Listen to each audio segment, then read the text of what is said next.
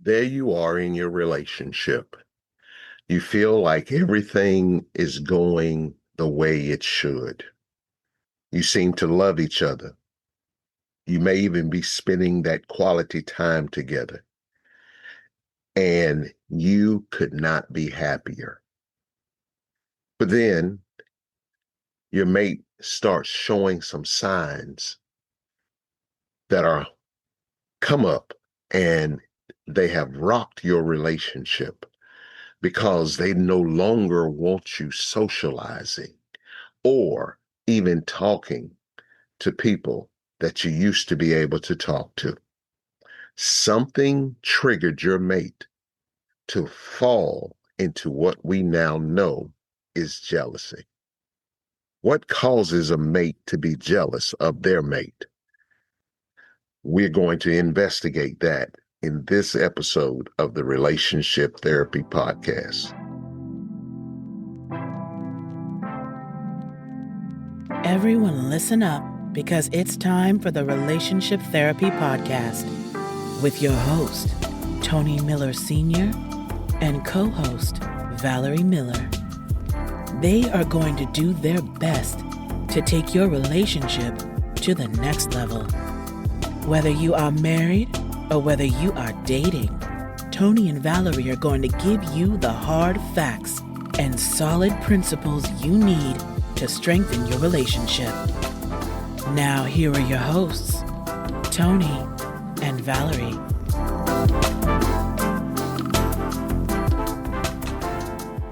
Hello, everybody. This is your host, Tony Miller Sr., and welcome to another episode of the Relationship Therapy Podcast. We have a hot one for you this time. This episode is going to be talking about the causes of jealousy. That's right. So many of us have to deal with jealousy in our lives, and it confronts us and it causes confusion, it causes conflict, and it can cause carnage in your relationship if you don't handle it correctly. But here's the truth. Jealousy can actually be an invitation. It's a signal that something deeper needs to be addressed, whether it's self-worth, trust, communication. Couples who recognizes these signs can either let jealousy tear them apart or use it as a tool to grow closer. What are you going to do? Stay with us for the 5 causes of jealousy. So let's just go ahead and start with the first cause of jealousy, and that is insecurity. People have personal insecurities and also past trauma that causes them to be jealous. They have a mindset saying that I'm not enough. And if I allow my mate to go out there, they might find someone that's better than me. And that stems from low self-esteem. Feeling unworthy or being unattractive can make someone feel like they're being replaced. And when they have that feeling, they act different around other people because they're not sure if that other person is coming for what they already have. I totally agree with you with that, Tony, about that low self-esteem. When you have low self-esteem, I really feel like you have a tendency of being jealousy of your significant other. And then, thank you, Valerie. And also, past betrayals. When they have been betrayed in their past years, they either have been cheated on or worse, abandoned before by somebody that they cared for. It could be the family that they grew up with. It could be a mate that they loved dearly and they abandoned them. And they may carry unresolved issues or wounds, and those wounds are still open because they have not been healed. When a person walks around with unhealed wounds, they are out there exposed and they cannot help themselves for just being jealous of everything regarding their mate. Tony, I got to comment on that too, and I want to be transparent in that area. In one of my relationship I had when I was in high school, I was cheated on, and there were some issues there, and I carried some unresolved wounds. And I don't know that you remember, Tony, but when we started dating, I told you everything that I had went through with that past relationship, so that you would know what was going on. And I thank God that I was upfront with you from the beginnings about those unsolved wounds. And once I shared that with you and we worked on it, it helped my relationship be better with you. And I agree with that, Val, and I thank you because it taught me how to love you the way you needed to be loved. And so let's finish up this insecurity.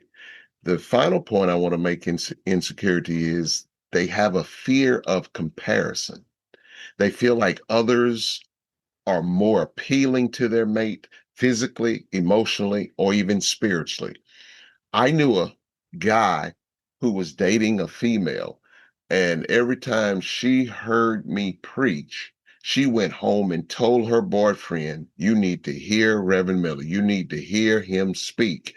And that guy automatically felt like there was a comparison between me and him. And actually, he confronted me with it because emotionally, he felt less than. Even spiritually, he felt less than. And it causes insecurity, which branches off to be jealousy. I totally agree with that, Tony. And nobody wants to be compared. I don't want you to compare me to another woman. So I know you probably don't want me to compare you to another man. So when your significant other begin to compare you, it do seem to make it seem like they a little jealous. Insecurity is often the birthplace of jealousy. It whispers lies about our worth and makes us fear what we don't control. So we definitely need to watch our insecurities. Now let's move to point number two.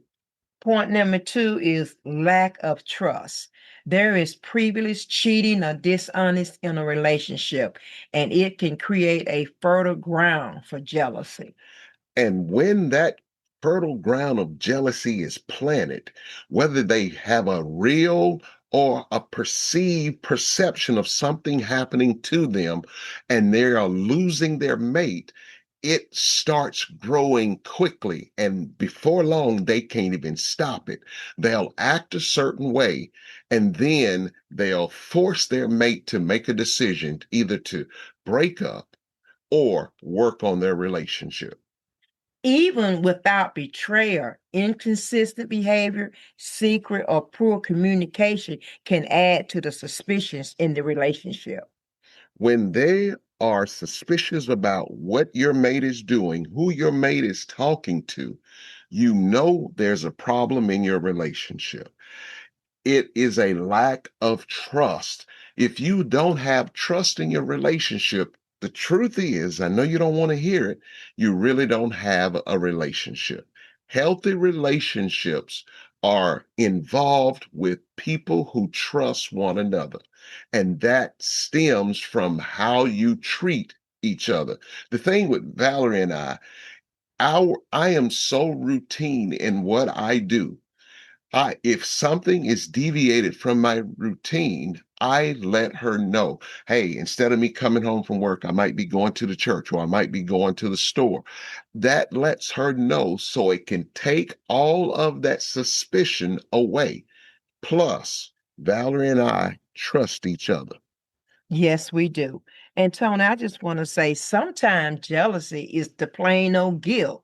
The jealousy partner may be hiding something themselves when you got a spouse always thinking that you doing this, you doing that. Well, in reality, they are the one cheating. They are the one doing things. But like you said, they feeling guilty. So they want to blame you when it's really them. Right. They want to hold you hostage when they see the signs that they have done, and they see you possibly doing that, and they want to stop it quickly. And really, do they have any reason to be jealous when they're doing it themselves? I don't think so, but a And hit dog can holler. a hit dog will holler. Yeah. Now, let's move on to number 3, and where we're going to talk about possessive and have control issues. They may see their mate as a possession rather than as a partner. Let me say that again. When you are a possessive person and you have control issues, oftentimes you see your mate as a possession rather than your mate as a partner who you can couple with. When you don't trust your mate enough to associate with their coworkers or their family. I have heard stories about people not wanting their significant other to talk to their family, the people that raised them, that who they grew up with, the environment they was raised in, and they want to possess them and control their every single move. Jealousy then becomes a way to dominate or manipulate your mate. I've never wanted to be in a relationship where I told my wife everything that she could and she couldn't do. And the woman that I'm married to wouldn't allow that. I know that's right. But Tony, before we move on, I would like to comment about the first statement you said about mates being possessive. I know this person, I had a girlfriend who was dating this guy, and she said that he was very possessive of her, and he didn't even want her to talk to her classmates, the guys in her class. She said he was so possessive, you know? Well, it is a form of jealousy. They want to control you. This can stem from growing up in a household or in an environment where love was conditional or unstable. Let me explain. When you love someone, your love for that person should be unconditional. They shouldn't have to do certain things to show you they love you. You love them unconditionally. They're going to make mistakes. They're not going to be perfect. But because you love them, you forgive them for their mistakes, for their errors, for their words that they say out of the way. You have to be that way. But when jealousy is involved and you cannot understand why they are so possessive, it can lead you to want to go your separate way because nobody except for Christ himself should have that much control over you. Amen. I hate to cut in to this episode, and I know that you're enjoying it and you probably got some commentary that you want to make. But I'm here to let you know if you are a fan of the Relationship Therapy Podcast with Tony Miller Sr. and with Valerie B. Miller, I want you to know that we are right now in search of sponsors and advertisers. And if you want to be one of those, send us an email expressing what you want to do, and we will give you the listing of how to be an advertiser and how to be a sponsor, because we would really love you to be a part of what we're doing here at the Relationship Therapy Podcast. So don't forget, email us at tmrelationshiptherapy@gmail.com. That is tmrelationshiptherapy@gmail.com. We'd love for you to be a part of it. Number 4, unmet needs or emotional neglect. If emotional, physical, or spiritual need goes unmet, jealousy can surface as a cry for connection, Tony. Everybody needs connection, whether it's with your mate, your children, your family, your coworkers, or best friends. Everybody needs connection. And it can become jealousy if those needs are unmet and they see that their mate is giving attention to somebody else, whether it's male or female. They begin to feel like they should not be giving their attention to them, but giving the attention to you. They feel emotionally neglected. Some people are very needy, and some people are just needing certain things that they may not even be getting. And sometimes it's even not about the other person at all. It's all about a disconnect in the relationship. If your mate is work driven or doing their own thing driven, then it's going to cause a disconnect in the relationship. Nobody wants that type of situation in their relationship. Relationships are about connections. Connections bring healthy relationships. That's when you can have conversation. That's when you can have listening. That's when you can have sharing of ideas. That's what's important about a relationship that is connected, but it's difficult when it's unconnected. And here is the final cause of jealousy: fear of rejection. Whenever a person feels like they are rejected, they instantly go to either anger or jealousy. I agree with you, that with Tony. They ask themselves these questions: what if I'm not enough to keep them? And they become rooted in attachment styles, especially being anxious or even having the avoided types. That means that they are anxious over every time they see their mate doing something without them because they feel rejected. They're very much in the process of seeing their mate slipping right away from them. But childhood experiences could have caused this, such as emotionally unavailable or unpredictable caregivers and parents. You never knew how your parent was going to react. And so you could not find a balance because you were always on your toes, trying to figure out what's next, what they're going to say now. And you were actually craving the closeness that you needed, but you feared that it would disappear, and that would be an overreaction from your caregiver or your parent. It was almost as if you were small or invisible, and that is a form of rejection.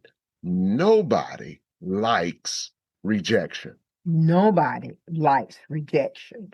Rejection shows you that it is somebody else that they're selecting, and they're not selecting the one that they say they are attached to or connected to, or the one that they say they love. So before we get ready to go off tonight, let me ask you this question. I'm going to ask Valerie along with you, and you can answer this question by sending your response to us via email at tmrelationshiptherapy@gmail.com. Here's the question: are you okay with your mate having a close friend of the opposite sex? And please explain why or why not. Valerie, are you okay? Yes, Tony. I would be okay with you having a mate, uh, having a mate, a close friend of the opposite sex. And the reason why I say that, Tony, we have been together for 38 years. And, I thank God for you. And I know you're my soulmate. And Tony, I trust you. I trust you. So I don't have a problem with you having a close mate of the opposite sex. And I am insecure in my marriage of 37 years. Well, I have to answer that question too, and I wouldn't have a problem, especially if I'm included in that relationship. If it begins to look like you have secret languages or you're just keeping secrets between the two of you that I am not privy to, then it would cause a problem. But I feel like as long as it is done on the up and up and everybody can see it, it's okay. Because if I didn't, it would show that I had a lack of trust. And I trust you, Valerie, with everything except for you driving. I don't trust your driving. Well, that's what we have for you today. We thank you for attending. Please, please tell your friends, tell your families about this. The Relationship Therapy Podcast with Tony and Valerie Miller. We're going to continue to give you more and more information. I hope you enjoyed it. Thank you for listening. And remember, it takes two to make a relationship work.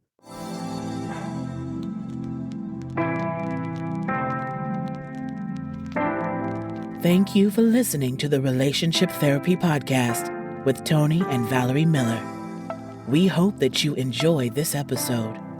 Tune in next time for more insight on how to make your relationship better.